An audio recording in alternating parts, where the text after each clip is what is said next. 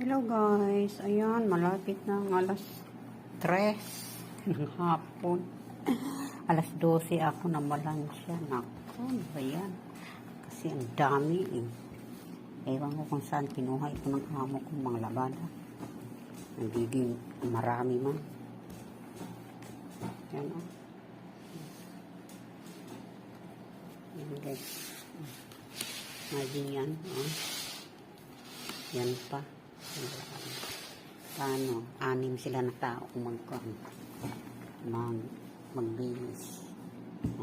Di matagal matapos busy. Yan po. Ilang piraso? 1, 2, 3, 4, 5, 6, 7, 8, 9, 10, 11, 12. 12 na ganyan. Yan guys.